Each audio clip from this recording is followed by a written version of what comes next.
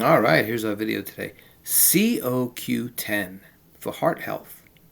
And you might hear about this. You might see this in the pharmacy, health food section. Coenzyme Q10. So let me write down, find my pen.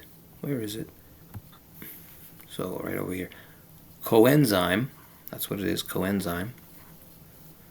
Spell it right. And it's a little tilted today.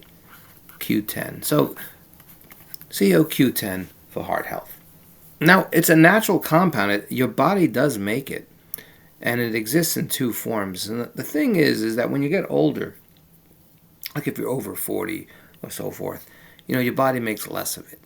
So why do you need it? Well, first of all, you need it for energy. You need it to make ATP, adenosine triphosphate, right? And that's what your body uses for energy, right? So when you eat food, when you get that glucose into your blood, when the insulin helps the glucose go into your cells, the glucose will be turned into different molecules, and eventually in the electron transport chain, you will make ATP. And obviously, you make the majority of ATP in the mitochondria.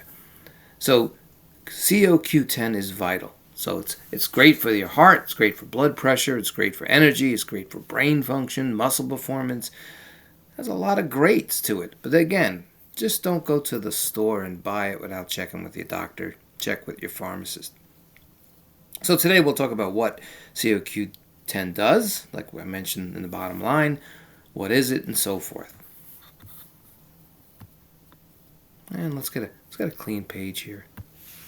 So again, we'll write C0Q10, C0Q10, coenzyme 10, naturally found in the body. The body does make it. You need it in the mitochondria, the powerhouse of the cell. I'm sure you heard that all through school. And there's two forms. So if your doctor does say you can use this, especially if you're older, because your body, again, doesn't make a lot of it as you get older. So you could find, let me write this down. I'll write the two forms. There's ubiquinone, which is the common one. You find this, it's the most affordable one. Ubiquinone. That's what's sold mostly. You find that. Again, it's the most common, so we'll say the most common. You should check when you're buying these things, if they have ubiquinone, or the one that's the most active form, the one that's more bioavailable, and I'll talk about what that means, is ubiquinol. This one is more expensive, but it works better. So this is the one really, if you talk to your pharmacist, this is the one you're actually looking for because of bioavailability. Fancy word today, bioavailability. One thing you should know about C0Q10 and any supplements you're getting, you got to know if they are fat soluble, and that means, do you need to take it with fat? And yes, C0Q10 you should take it with fat, like milk, for example, or something that has fats. Also, in bioavailability is sometimes it's not absorbed in the body. So ubiquinol, this one, is more bioavailable than ubiquinone, the most common one. So if you're taking ubiquinone, you might not even get most of the benefits. Again, ubiquinone is the most common, the one you see mostly in the pharmacy, but you can find ubiquinol also. And if you really, the pharmacist tells you to use it, then you should look for ubiquinol. And just to add more things to ubiquinone, so ubiquinone is most common, like I said, has lower absorption. So we should write that over here, lower absorption. Which may be fine if you're younger, if the pharmacist says the doctor says you should use this. And again, the big one here requires, for bioavailability, it requires fat. You have to eat this with some kind of fat, like a glass of milk. And by the way, when you're taking ubiquinol, your body has to convert it to ubiquinol to begin with. So why don't you just take ubiquinol? Well, because it's more expensive, right? It has a much, much higher absorption, more absorption. So it's more expensive though, and it's not easy to find sometimes. But now with the internet, you can find this. So it has more absorption, and it's already in the form your body wants. So it's definitely, ubiquinol is definitely better for people who are over 40. So again, how to take it? You take it with fat, right? And take it with a meal. Take it with a fat that at least has, and the fat content, put up the fat. The fat you want is usually 8 to 12 grams of fat. That will work. And of course, with ubiquinol, you need less fat. You know what will work is 1 tablespoon of olive oil will work. Olive oil does have the fats, the great fats you need. And the best time to take it, well, it depends on, your doctor and stuff. But then, again, like I said, it's best to take it with a meal, with fat. And another caveat here is you may want to, not take it with caffeine, like with your coffee. Because caffeine may reduce the absorption, maybe slightly. So it's better to space it apart. If you're going to have this with a meal, maybe have your coffee an hour later. An hour apart should be very good. Also, don't take very high doses. Again, check with your pharmacist and doctor the amount you should take. And don't take it on an empty stomach. Do not take it on an empty stomach. And of course, if you're taking blood thinners, again, you have to talk to your doctor about this. So we talked about C0Q10.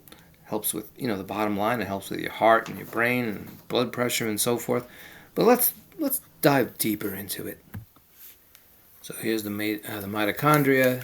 You have many mitochondria in your cells, and they make ATP, like I said before, adenosine triphosphate. That's what your body wants, is ATP, and the majority of ATP is made in the mitochondria.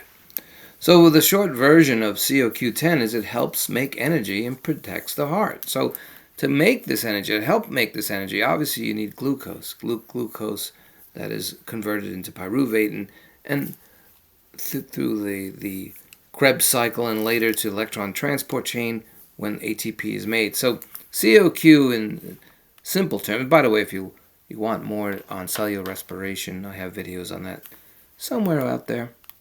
So again, C0Q10, forgot the Q there, Q10, it helps the mitochondria make energy, helps make energy.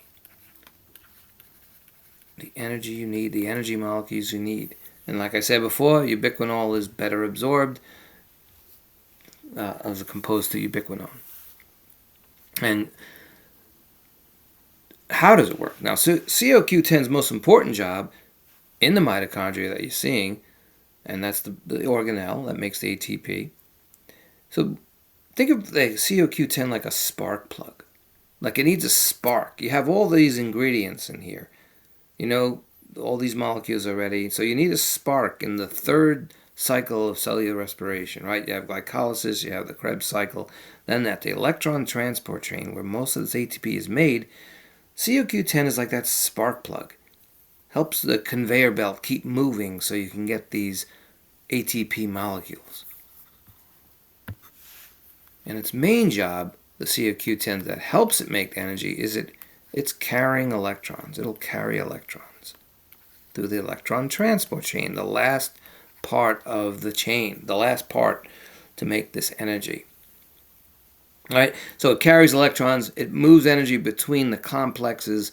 You don't need to know all this, and it keeps the chain flowing. So that's what C0Q10 is needed for. So the benefits, like I said, heart health. Supports strong heart function, good circulation, healthy blood pressure, helps fight fatigue, supports muscle performance, brain function, does a lot.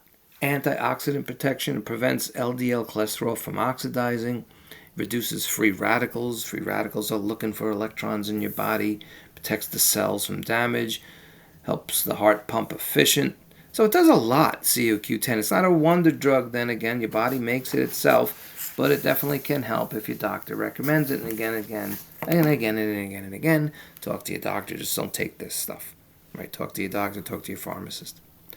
All right, well, that's, and again, one last thing, just to make sure you know, if you are allowed to take it, the C0Q10, and make sure you think about bioavailability and taking it with fat, taking it with a meal, and taking it without caffeine. So that's our video today.